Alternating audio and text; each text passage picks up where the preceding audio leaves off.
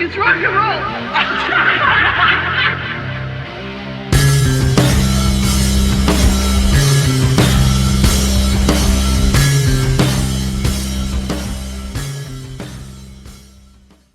Welcome to the Look It's Rock and Roll podcast. I'm one of your hosts, Julian Gill. Today I'm joined by Lonnie. What's up? Ken. Hello there. And the Master of Disaster, Marcus Almighty, Mark. This week we're going to be, or in this episode, we're going to be talking about an album.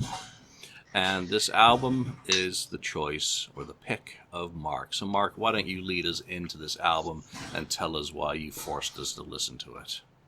First of all, I'm still in shock over that comment that you made just before we started. But the album, which is probably no surprise to most people who like good metal music, and that is Black Sabbath, Heaven and Hell. Okay, so why did I pick this album?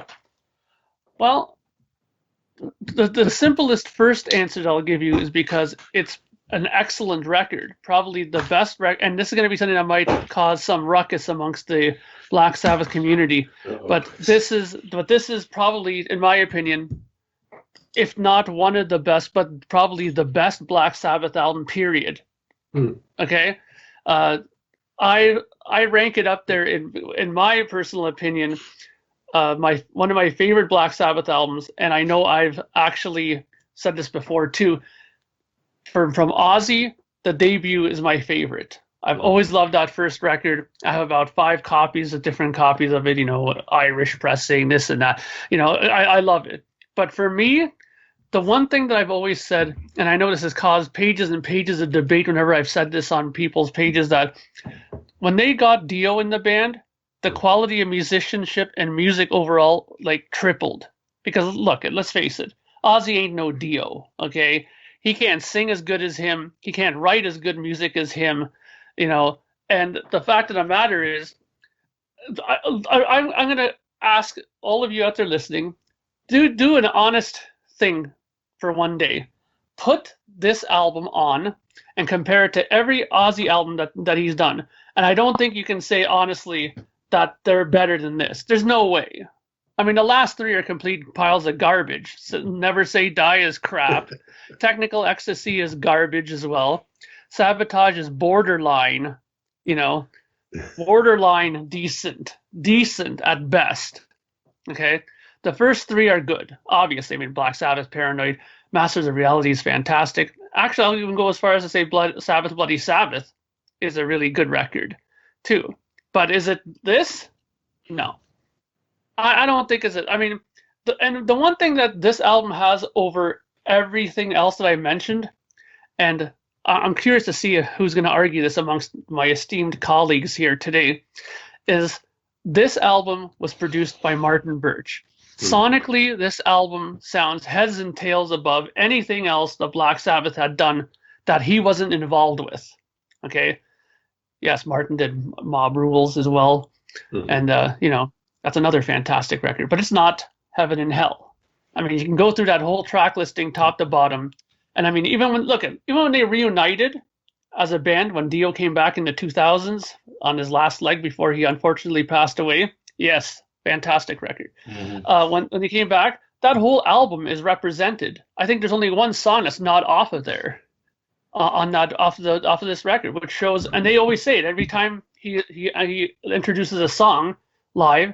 He always says how Heaven and Hell is a fantastic record, the best record they've ever made. In interviews, it's the best record they've ever made, and I agree with them. So I'm curious to your responses, gentlemen, as to my comments.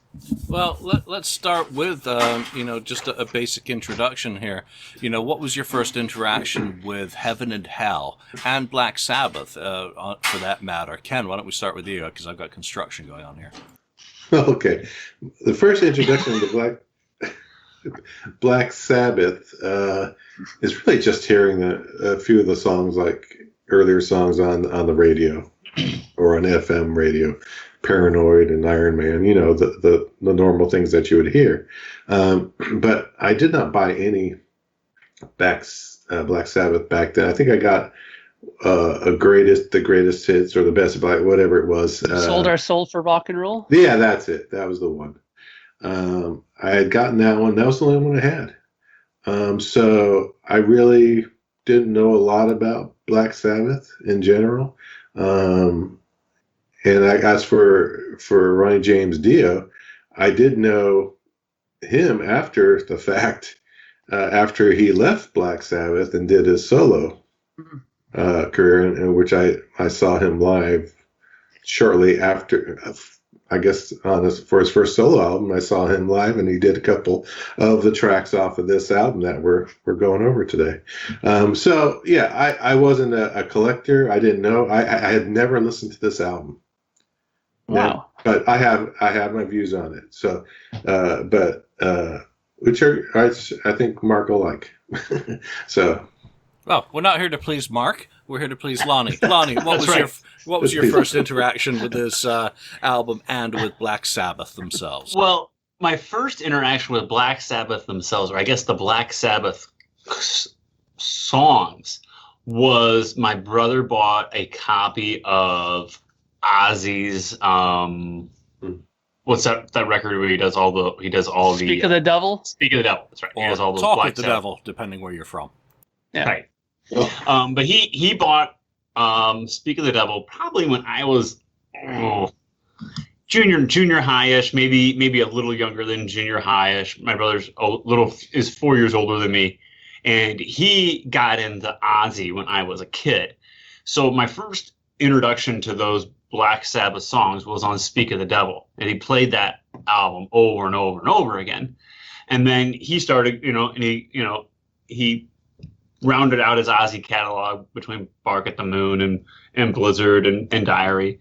And then he went back and started getting the Sabbath records. So he's really into Ozzy. He's into Ozzy almost as much as I'm into Kiss. So he started collecting those albums as well. But he never wanted anything to do with Heaven and Hell or the Dio era at all, because he was an Ozzy fan. His Black Sabbath stopped after Ozzy left the band. So he bought there's what's that live album that they did with Dio? Live Evil. Live Evil. He bought Live Evil because he had all the classic Sabbath songs on, because it had a lot of the old classic Sabbath songs on there. And he put the CD in, and he's like, "Oh, I don't want this at all. This is an Ozzy." And he took it back. This is back when Best Buy would actually take a CD back from you. They won't obviously. As times went on, they wouldn't touch a CD that you tried bringing back, because all you did was just save it, but it was download it. But anyway, so that being said, that he never got into Dio Ozzy. I never got into Dio Ozzy until much later. I'd say probably 2007, like when they reformed and that Heaven and Hell album came out, and then I saw them with Alice Cooper, and I guess it was 07, 08, probably 07, I guess. And that's when I really sat down. I mean, I knew of some of the songs on there, but when I first time I really sat down and listened to Heaven and Hell was probably not until 2007 when Dio came back into the band with Tony and Geezer. So my interaction with Black Sabbath started because of my Aunt Gina, thank you, Auntie, who used to send us cassettes from England. And I think I've mentioned on various shows that I've been on that one year she sent Power Rage, BJ, right? Power Rage, Led Zeppelin 4, Master of Reality, and there were some others. But that was my first Sabbath album, Master of Reality. Or Masters of Reality, whichever. Master. So that to this day remains my favorite Sabbath album, just because it was my first album. I played the hell out of that. You have to remember, at the time, I was listening to predominantly Beatles, John Lennon, and Duran Duran, and Men at Work. So as far as, kind of learning about Sabbath, I knew about Dio before anything because of being part of that MTV generation. So I never really paid much attention. I had gone back into the catalog. I had, Paranoid. I got, because obviously that had the recognizable songs. Someone's mentioned, I think Lonnie, you mentioned "Speak of the Devil," which is one of my probably my favorite Ozzy album. Period. I just love that, the sound of it, his vocals, and the band on that album. But getting back to Sabbath, so I don't remember when I first heard "Heaven and Hell." It was probably in high school, and it didn't do anything for me. It was like poppy Sabbath to me. It was polished. It didn't have that sludgy production that made them evil. It was just overly polished, kind of happy, dancey songs, which to me weren't that great until this came out, and that's the Heaven and Hell CD with Ronnie live. And I thought that Ronnie then was a far better singer than he was in 1980, and his power and what he brought into those live performances made me go back and buy these albums again, Heaven and Hell and Mob Rules. I've never bought Live Evil, never heard it. I've only read the stories about it basically breaking up the band. So, yeah. Why would I want to listen to Live Evil when I can listen to Heaven and Hell?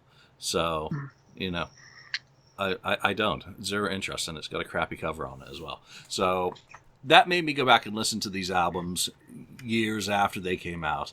And you know what? I don't think it changes my opinion that much. There are some extraordinarily good songs on this, but the production I'm not a fan of. And even coming on from Never Say Die, which I think Never Say Die has stronger songs in some way. But there we go. Mark. He's laughing at you. Responde. Wow. Wow. That was almost like a punch to the nuts there. That Never Say Die has stronger songs, some of it. I think that's like the bottom of the barrel, like Black Sabbath. I mean, they even say themselves that was like an absolute like last ditch attempt at writing anything with Ozzy, that stuff. Like, come on. I mean, I don't even think that they even played Never Say. I think Never Say Die is the only song that they probably played off of that record live, probably. But whatever. Yeah. So for me personally, when I got into Heaven and Hell, the album was first through television, because I had seen Neon Nights on Much Music.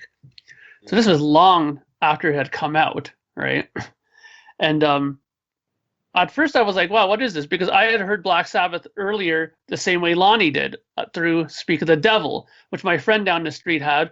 He had it in his boombox. I was like, hey, what the hell is this? Because I recognized some of the songs, but the guitar playing was much better than anything I remembered from the studio record, because Brad Gillis was on there and he was doing all this crazy whammy bar stuff. And he had this really awesome guitar sound with those Mesa Boogie amps that he was using then and stuff. I was like, wow, this is amazing.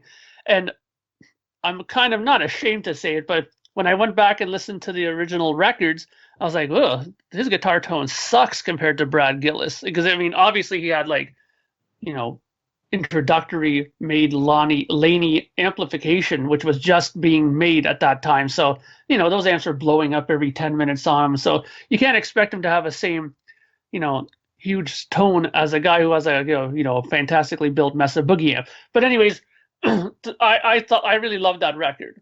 So I started researching this stuff, and then I stumbled across Heaven and Hell. And what I liked about it right away was that I just liked Ronnie's singing much better than Ozzy's. I think he's a far better singer. He has much better control. And I think that, he's a better all-around musician, songwriter, lyric writer, So it really connected to me. And I also thought that Tony Iommi's guitar playing really, really improved when he entered the band. Every album that he's done with Dio, I thought the guitar playing was miles better than he did anything with Ozzy. I mean, the proof is in the pudding. I mean, listen to 13. That was crap. I mean, and the stuff that he did with Dio after, like, The Devil You Know was way better studio record. So I think every time Dio's been involved with Tony Iommi, I think it's been much better playing overall. I mean, even live. I mean, that album that Julian put up there, that live from Radio City Music Hall, incredible. I mean, I went and saw them about, I think, 4 times when they reformed with Ronnie, and never once did they put on a bad show. And these guys are, already at that point in their 60s for sure, so it's incredible. Yeah, Ronnie was probably in his 70s by then. But in terms of, it doesn't feel like a Sabbath album to me. Sabbath is Ozzy. And as much as I'm a really big fan of The Headless Cross and that pair of albums and Born Again and even Seven Star, I love those albums. And it is not the same band that it had been. To me, it seems to be a better follow-up to Long Live Rock and Roll because of the injection of Ronnie as a songwriter, and the perspective that he brought into the band. Martin Birch, and by the way, we're close to the 40th anniversary of the release of this album. It came out in April 1980, right around the same time that Judas Priest, British Steel, Iron Maiden, the first album, and Def Leppard's first album. So that's kind of the contemporary groups to place it within. The production, again, it takes it away from being what a Black Sabbath album should be. Ken, let's go back to you. And, you said that you hadn't listened to this album previously. So why don't you run through your impressions of Heaven and Hell as a listening experience as a first-time offender? Yeah. What I thought about it is it sounded like a lot of other produced music around that time. I mean, the guitars weren't, I wouldn't say, way up front, though, it was produced very, nicely by Martin Birch. But I would have rather have had my only criticism of the album, and this is it, because everything else is great, in my opinion, is I would have wanted a little bit more, raw edge to the sound, the guitar sound, where I can see where Julian's saying, it's too poppy. Maybe that makes it that way. It's more of a slicker kind of hard rock sound. But having said that, it's a bunch of great music. I enjoyed all the songs, though I don't agree with. I think they released a couple singles. The singles that they released, I was like, how could these be singles? It didn't seem like singles to me. Where what is it? The song I wrote down, "Walk Away." I thought that should have been. They should release that as a single. I mean, that's a great song. At least to get airplay, stuff like that. But top-notch musicianship. I know I didn't like this, more of the sludgy stuff that I've heard from Black Sabbath. I like this a lot better than that. I like more up stuff, and not stuff to bring me down as far as sounds go or the subject matter. It's what cool. you're really saying is you like Dance Sabbath. Dance. It's there's no dance. There's no disco on this album. It's a good rocking album. I don't know if we're going to go over the songs at all during the point, but I think it's a really solid album, and I'm surprised I hadn't heard it before, except for I heard, of course, Heaven and Hell before, not knowing what album it came off of. But it's a solid and great and well played album, and sung. Yep, Lonnie. Obviously. My first impressions of it, it was a new experience listening to it because, like I said, I came from a household where Dio and Sabbath was, we didn't explore that, because my brother was such a big Ozzy fan that we never explored that, because like Julian said, Black Sabbath is Ozzy, and we didn't want any part of anything that was Black Sabbath that didn't include Ozzy. So it was a different experience for me in my late 20s, listening to it for the first time. But and it's a good record, but I have a hard time really labeling it a good Black Sabbath record, because going back to a little bit of what Ken was talking about, Black Sabbath to me is more of a, has a different feel to it than what this record is. Black Sabbath to me is like Electric Funeral, which is really just dark and dirty and, death. And this is much more happy. And Black Sabbath, just the name Black Sabbath doesn't invoke happiness to me and put a smile on my face and say, all right, this is good. No, Black Sabbath is dark and as dark can be.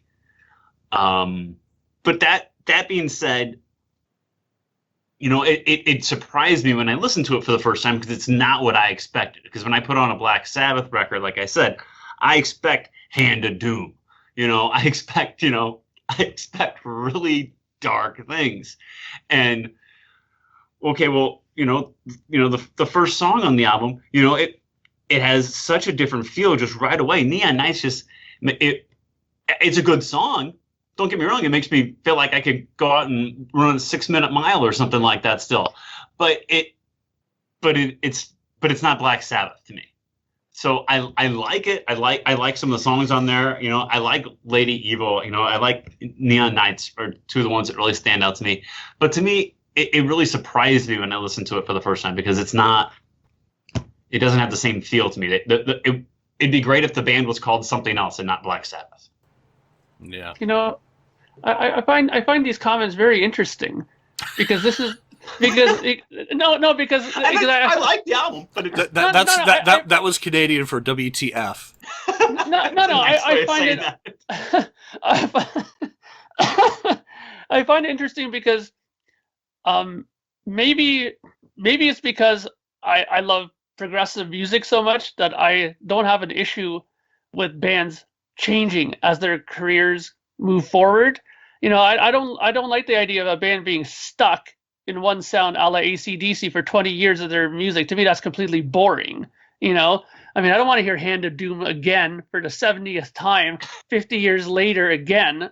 Come on. And I'm surprised because considering that we all here love Kiss, and Kiss have also changed their sound throughout the years, this kind of opinion that you're having about Black Sabbath goes against that, in my opinion, because that's like saying that you shouldn't like The Elder now because, it's not like the first 3 albums, so I'm not going to like that, nor am I going to like Dynasty because that's not the same as their first couple of albums. I'm not going to like, Crazy Nights because that's way too polished. That's too radio friendly for my Kiss, we all especially have Crazy Nights, but yeah.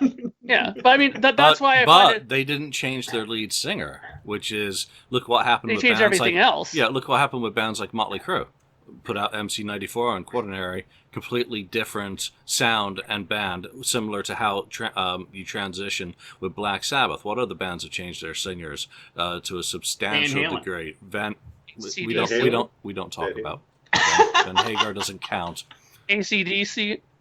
AC/DC doesn't. Well, yeah, I guess. It does. With Bonnie to Brian Johnson. To Brian, yeah.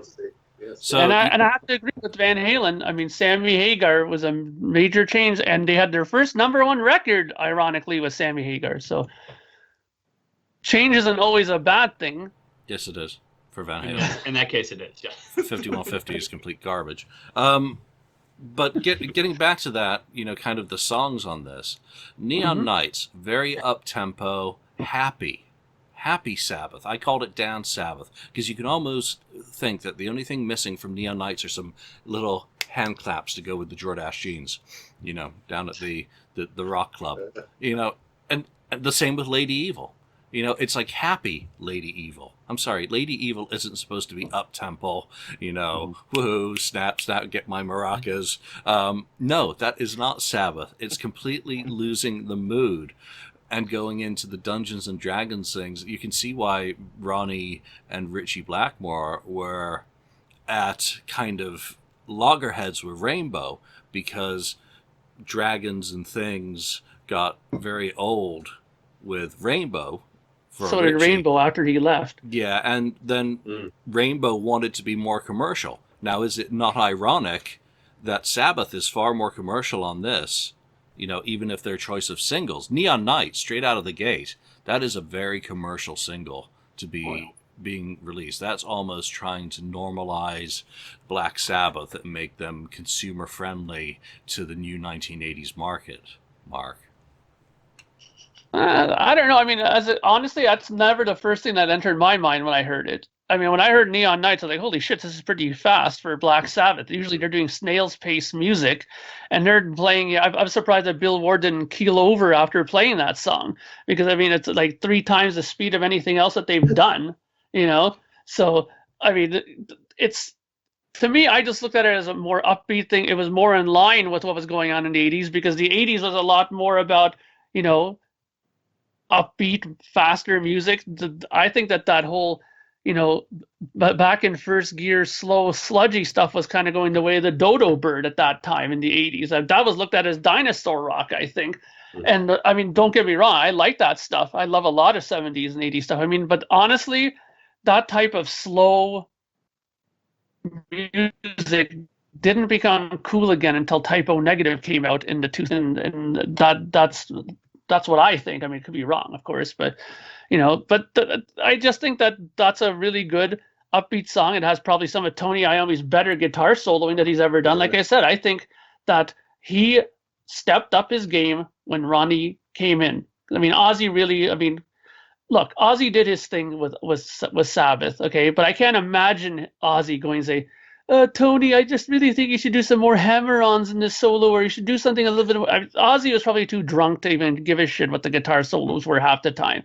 So I think that honestly, Ronnie gave more to the songwriting than Ozzy did in that sense. I mean, maybe it's just not Ozzy's forte. I mean, look at his solo career. He had all kinds of people writing for him. Bob Daisley pretty much wrote everything for him, and you know, for most of his career. You know, and then he had producers who stepped in, and I mean, that documentary for No More Tears is eye-opening how little Ozzy did with his own music on that stuff. Like, come on. So I think that Ronnie was better suited for Tony and that music. Did they butt heads? Yes, quite a bit later on. But I just think that he helped him write better music. I mean, we're not going to agree with this, obviously, but that's just what I think of it, right?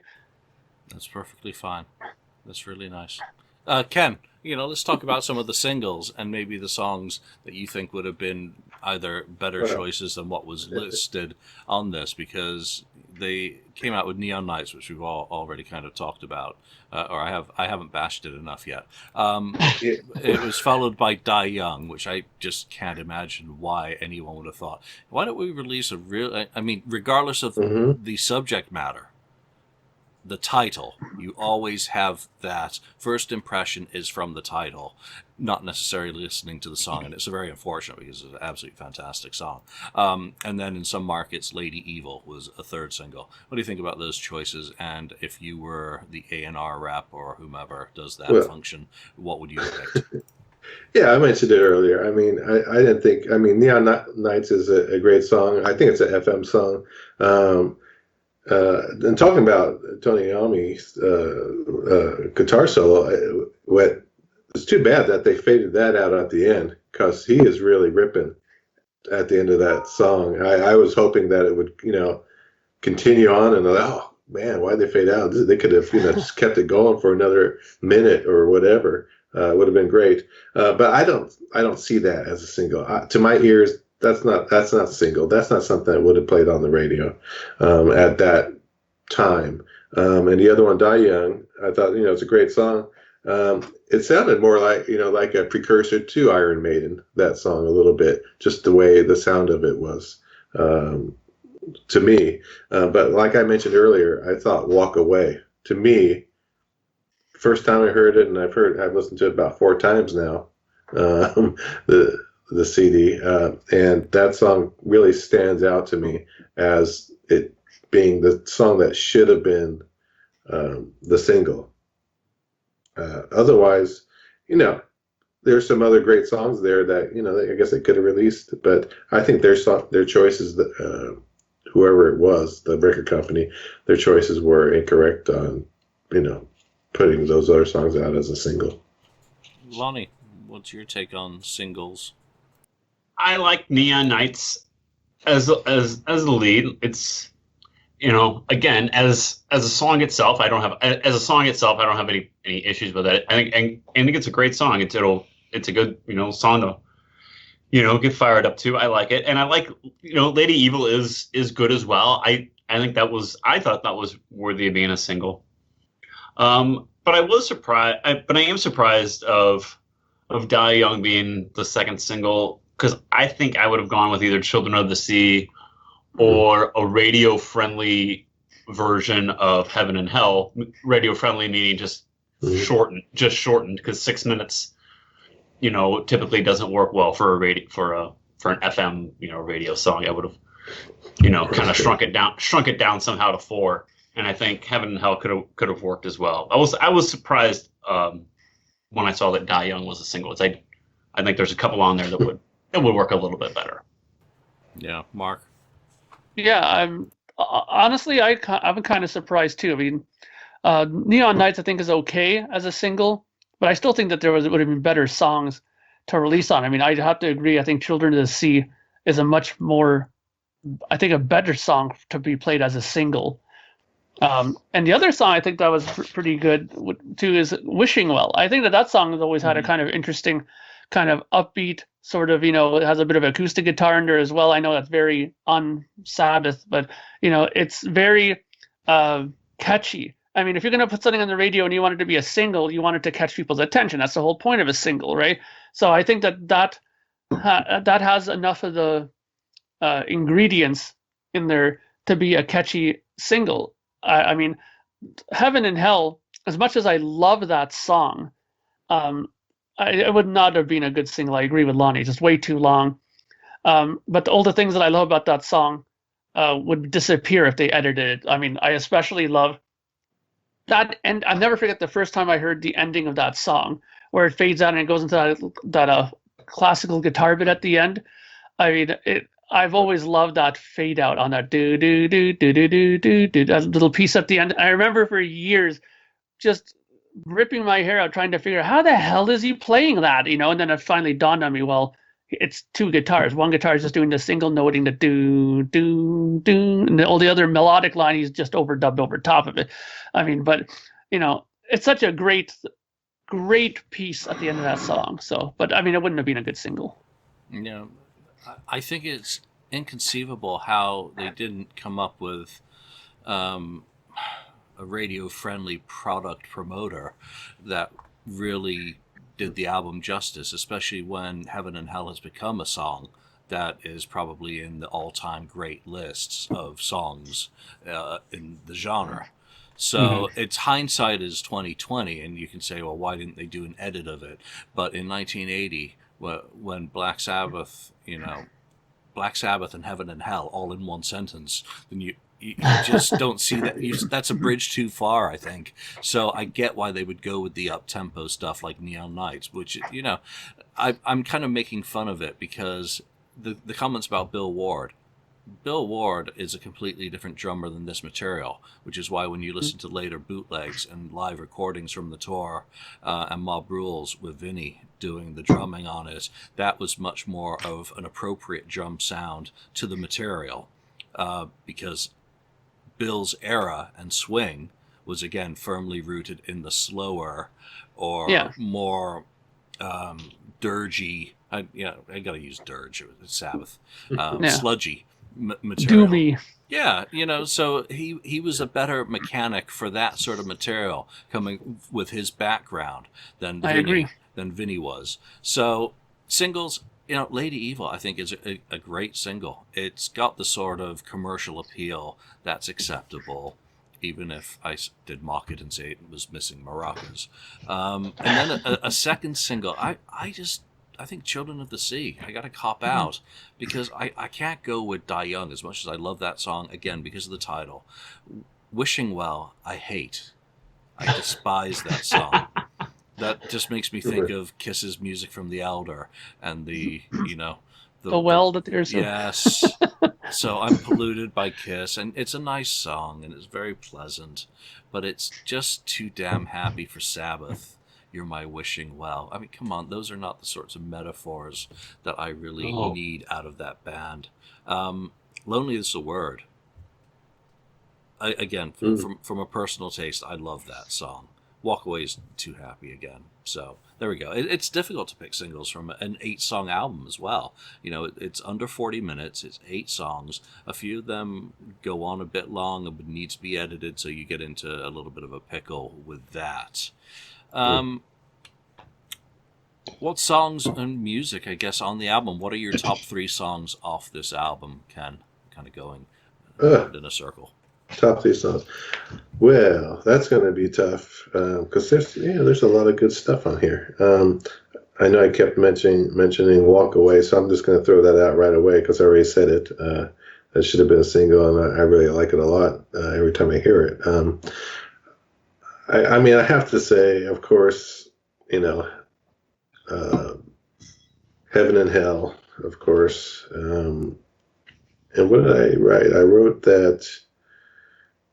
Well, it's not. I don't think it's my favorite song. Oh, well, "Lonely Is the Word" is pretty darn good. Though I thought the beginning of it sounded like the riff right at the very beginning. They started off sounded like the Scorpions, the Zoo. How the Zoo starts off. Yeah. Has that kind of riffage going on there at the beginning. But I'm not gonna say that's the favorite one. I'm gonna go with where is it? Children of the Sea. That would be the other one. As if you're gonna say the favorite 3 songs, those are the 3. All right, good picks, by the way. I concur. I'm sure you're happy to have my approval. Yeah. Means a lot. Means absolutely nothing. Lonnie, Thank you so much. What are your top 3, and am I going to approve? Well, we'll find out. My top 3 are, I got to go with Heaven and Hell, and I'm going to say, we're probably not going to agree. So I'm going to say Heaven and Hell, Neon Nights, and Lady Evil. Even though I kind of bash the songs for being Black Sabbath songs, again, I think they're good songs. I just don't think I don't think it should be titled Black Sabbath. I think the band should have been called something else without Ozzy. But Neon Nights, Lady Evil, and Heaven and Hell. They're both. Here all of us like Kiss, and they're very poppy and kind of like a lot of Kiss songs are. So I guess the Kiss love comes shining through even with these songs. It's like why I picked them as my favorite, I guess. You just think around this time in April, May 1980, Kiss was releasing Unmasked, and Tomorrow. Very poppy. More poppy, yeah. Mark, what are your top 3s? I'm going to save mine to make sure that no one approves of them. Well, my favorite song off this album for sure has got to be Heaven and Hell. I mean, it's had such a huge impact on me the very first time I heard it, and still does to this day. And even like seeing them do it when they reunited with Ronnie, I mean, it was almost a tearful moment for me. I was just loved it. It was just incredible, and it was so friggin' loud, that concert. I was like just in my element. I just could have you could have went and like poured beer over my head at that point. Nothing would have mattered, at that moment. It was perfect. Children of the Sea, I have to agree, is an incredible song. It's interesting because in my research, and I had heard this years ago, and this was confirmed by a few books that I've read later, Ozzy Osbourne actually, they have a version of Children of the Sea where Ozzy actually made an attempt at this. So they already had music for this back when Ozzy was still in the band. Whether it was the complete version that we hear on record, I doubt, but they had a version of Children of the Sea that Ozzy went on. But you can definitely tell what Dio brought to this song. I mean, the melody of it. I'm thinking that whole middle part was added in after when Ronnie came in. I mean, he seems to put those kind of huge melodic moments, and he's always said that he loves guitar solos. Like, he loves hearing guitar players and good guitar players, and he's always had great guitar players in his bands that he's had. So, that was probably put in to his request, I think, to put a longer solo part in. And the last song that I'm going to say, and you could pick anything off of here, but I'm going to just go with Die Young, because again, it was another one of these songs where when I saw them again reunited, and they just killed the. And Tony Iommi with a spotlight comes out and just plays that solo part by himself, it was a great moment for me. So Die Young. Nice pick, and that's one of mine as well. And I was starting to interrupt you there because your mic cut out for a second, but you did come back. You came back and you were able to make your point successfully. So I've got to go with title track. I've already said so, but I think for my third pick on this, I'm going to go with Children of the Sea. And again, Neon and Lady are great songs as well, but they just don't feel Sabbathy enough to me. I think Ronnie certainly brought a whole different style of writing that took a lot of the load off Geezer. And Geezer's got some great bass on this album, some great bass performances. Some of the little runs that he does, particularly in Children of the Sea, for me, I just thoroughly enjoy where you can hear it. But again, I just wish that production was closer to like the live, where you really get the emotion of the artist performing the songs. Is there a song on this album that you despise or strongly dislike, or just doesn't measure up to the rest, and you can take it or leave it? Ken? Sorry, I mean, there's no song like that. Usually there's almost every album you get, there's usually one stinker on the album. But I really don't feel there is any, but if I'm going to pick, boy, I can't pick one. I really can't. I think it's all no one ever has to. No one ever has to. So, the whole point. It's a pretty solid, it's a solid, consistent album through and through. I wasn't expecting that, actually, based on some, other Sabbath I've heard.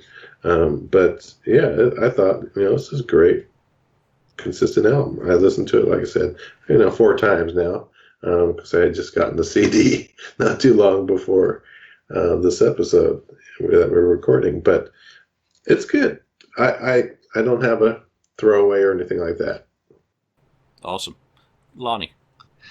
I'm very close to echoing what Ken said, that there's not a lot of clunkers on the album. And again, you go through, most albums, you can find 1 or 2 that you can tell they're there just for filler, just to round out the time. But if I were to pick one, it would probably be Wishing Well. It really doesn't do a whole lot for me. And again, that's kind of like just picking one for the sake of picking one. If I have a least favorite song on there that I would throw out, it would be that one. But on a whole, though, the album itself it still surprises me, how good it is, despite my dislikes for it as being a Black Sabbath album, as I discussed earlier. But it's a good album, and there's not much throwaway. Yeah, I think if I forced myself to kick a song off this, it would also be Wishing Well. But then again, this album wouldn't feel complete. It feels like it needs to be there, and nothing should be removed from it, because that would just be, I don't think, for as much as I've said that, some things about certain songs, I don't think any of those personal reasons are enough to kick the songs off, as it's all part of, the product and what is the greater album. Mark? I'm gonna have to probably go with Ken on this too. I mean, I don't think that there's anything on this record I would remove on this album. It's funny, when I first listened to this album back when I was in my 20s, and I was listening to Master of Puppets, and everything was like really cool, and I listened to this and I was like, I really loved it top to bottom. But I always, when I got to those last 2 songs, that's where I kind of found myself always lifting the needle off. But that's when I was younger. Now there's no way I would lift the needle off before. And I remember one thing that kind of really irked me the first couple times I heard this song. And I have to ask Lonnie this, because I'm wondering if this is some kind of a British thing or not. Lonnie, I mean Julian, sorry. Yeah, I was gonna say Julian. In that song, Walk Away, the opening line is, "Lord, she's handsome." Is that an actual known term that you call a woman handsome? I'm thinking that's almost sounds like a British thing. Is that a known sort of thing? Yeah. Yeah. Okay. Because I've never heard somebody refer to a woman as handsome, pretty, beautiful. Yeah, but I'm just wondering if it's just because when I first heard that the first time, I was like, "What did you say there?" Like, it just really took me aback when I heard it. Could be referring to a mare. Transvestite. or a donkey, She, a creature. she's a little masculine. I don't know. Yeah, so I don't know. That was the thing that kind of stood out when I first heard that. But other than that, I mean, there's absolutely nothing on these songs that bother me or make me want to take them off and not listen to them. So the next question might be a little bit problematic if you haven't heard the Rainbow catalog or Never Say Die and aren't familiar enough with it. And if you're not, just say pass. But is this a reinvention, or is it more a continuation of Never Say Die or Long Live Rock and Roll? Because I've mentioned what I see as the connections are closer to Long Live Rock and Roll, especially from Ronnie's perspective. Mark, I'll go back to you on that. It's interesting that you mentioned that because I got into Rainbow with Dio after I discovered this stuff with him and Sabbath. And at first I was really into it because I found, Live in Munich first, and I was like, wow, like, it was so kind of proggy in a sense because he were doing these like 11-minute versions of, Catch the Rainbow and all these songs. Like, wow, and they really stretched out guitar solos by, Richie Blackmore, and he's a great guitar player. There's no question about that. But then I listened to albums, like Long Live Rock and Roll, and I can see where you might think that it has that kind of, continuation, because there are a lot of things that are similar in some ways. The production is very similar. Martin Birch did work on Long Live Rock and Roll as well, and you can kind of tell that sound is very similar. Drums, bass, he has a distinctive kind of drum sound I find in his production that he does. And his voice too, like how he treats Ronnie's voice is very similar from that album to this album. So I can maybe see a little bit of continuation on there, but I think that rhythm guitar wise, Tony Iommi is just much better. I mean, Dio himself said it in many interviews. If Richie Blackmore could just play leads for the whole concert and just have a keyboard player back him with chords, he would do that. He's just not a rhythm guitarish kind of player, even though he wrote probably one of the most signature rhythm guitar parts with, Smoke on the Water. But I find Tony Iommi is much more of a solid rhythm guitar player. Even Dio said that himself. He's a much better rhythm guitar player. So I think that it's more of a continuation of Rainbow than it ever was a continuation of Black Sabbath. Fair enough. Ken, do you have any comments on that? Well, not from the Sabbath side, but from the Rainbow, because I'm familiar with the Rainbow stuff with Dio. I think the main similarity, is Dio himself is what brings the similarity between the Long Live Rock and Roll and this album.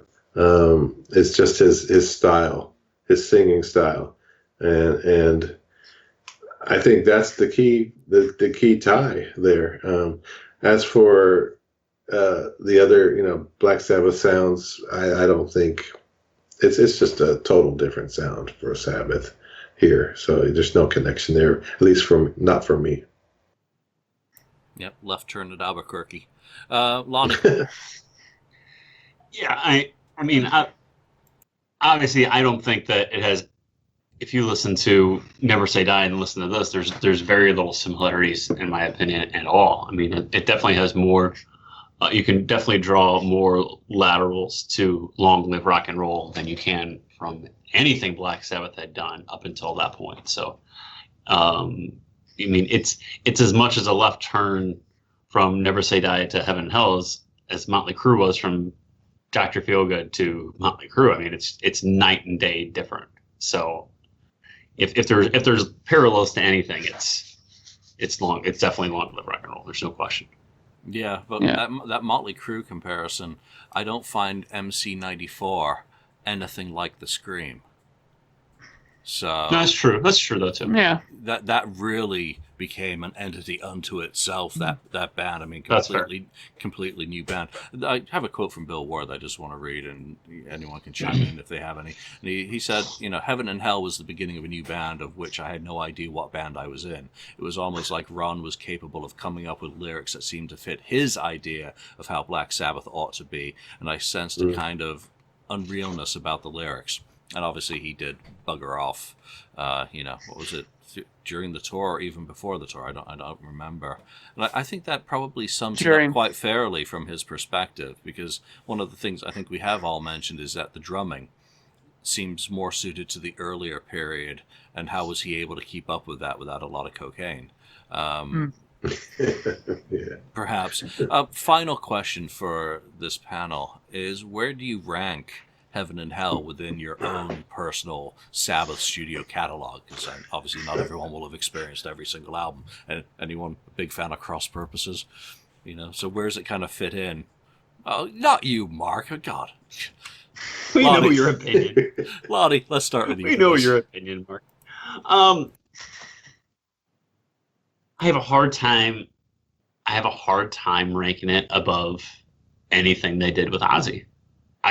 I don't think I can do it. I think if I rank my Black Sabbath albums, they start with Black Sabbath and Paranoid, 1 and 1A, and work themselves through to my least favorite Ozzy Black Sabbath album, which is Never Say Die.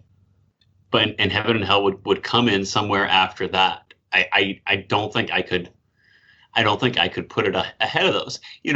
Just to the case, that a lot of people can't put a Kiss album above the original 6 because they look at those in a different light and a different standard. Those original 6 albums, like if you put a non-makeup album ahead of one of those, that's sacrilegious to a lot of people. So, and in the same vein, I can't put Heaven and Hell above anything they did with Ozzy, because to me that is Black Sabbath.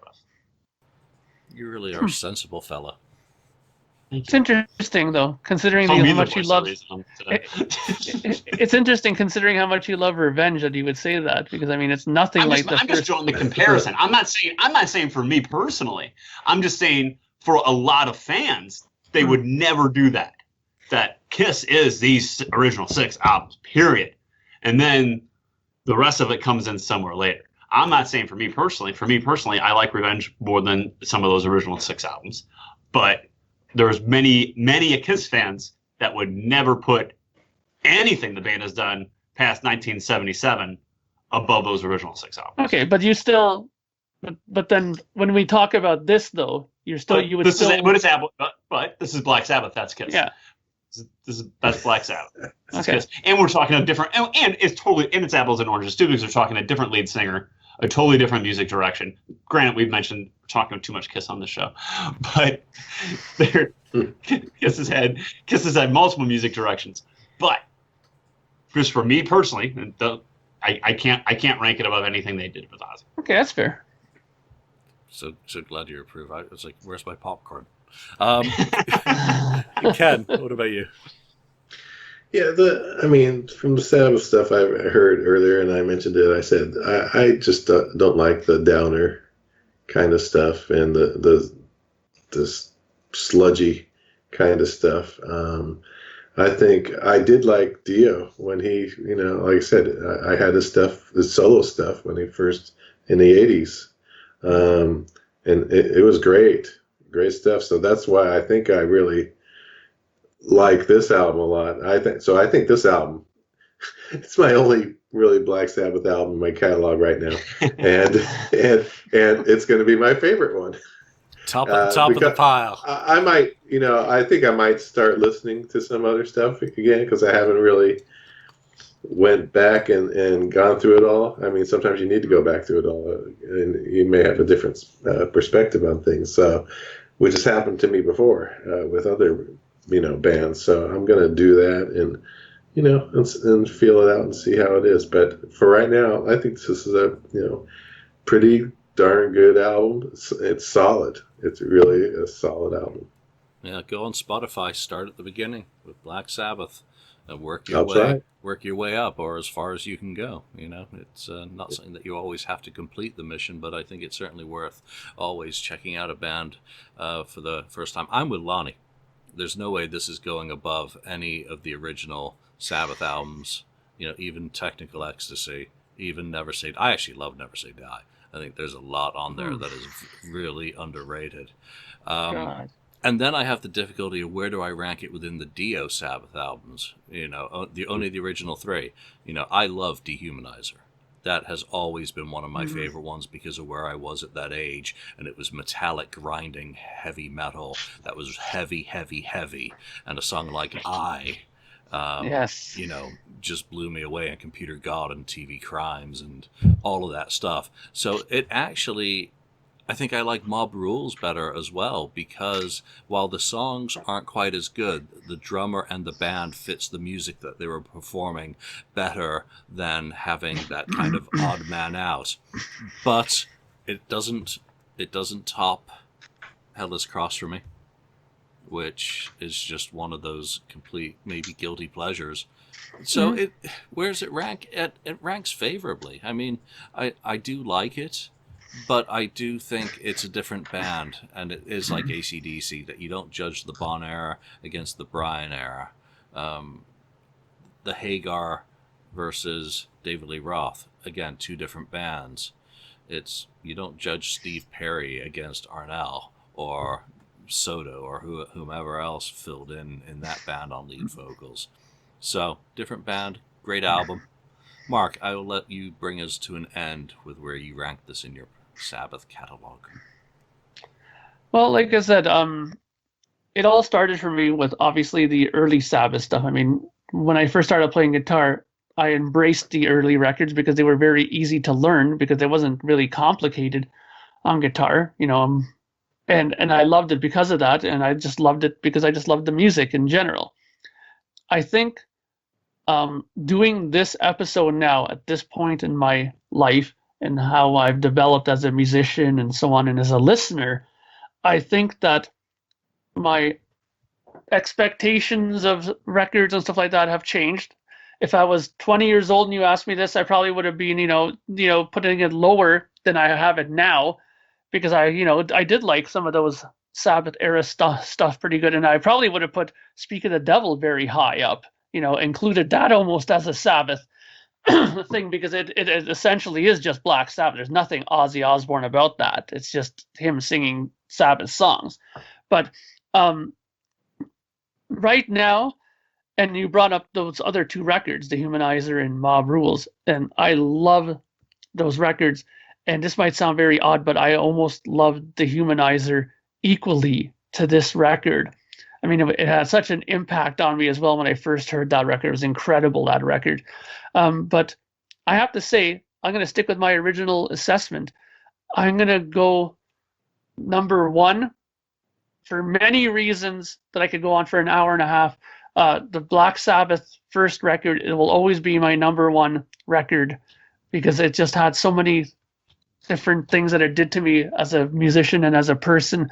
So it'll always be number one. But number two will be this record. It had the same sort of impact on me, and except it just took longer for me to get to that point of appreciating it. At first, it didn't hit me as hard as the first record did, but through the years now, I really loved it. And the reunion with Dio years later really, really hit it over the head with me and really put it up to the position that it is now. Nice. And you actually have do you have a Tony guitar? Yeah, I have a Tony Iommi signature SG. Yep. So nice. Well, that was a great pick. Thank you very much for selecting something that was a first listen for one of the panelists. I hope that could be a goal for us as we continue to do these album discussions. But we're also going to be talking about some bands and going through the catalog. We've been doing a very loosely structured WASP chat and just going through that. And we do have some other bands planned to discuss. And I get to pick the next album, which will be for the month of June, assuming the plague has not claimed us all. But, what do you think of our opinions about this and where Heaven and Hell fits into the Black Sabbath catalog or your personal Sabbath catalog? When did you experience it, and what do you think of the change of Ronnie James coming in on vocals and replacing Ozzy? And I didn't ask the question. We will probably ask that question when we've done the Ozzy album. You know, who won the War of 1980, Blizzard or Heaven and Hell? That's a episode unto itself, I think. So for now, from Lonnie, from Ken, from Mark and myself, thanks for joining us, and we shall see you next time on the Look It's Rock and Roll podcast. Thank you for watching or listening to this episode. Be sure to subscribe to us, like us, or even leave us a review.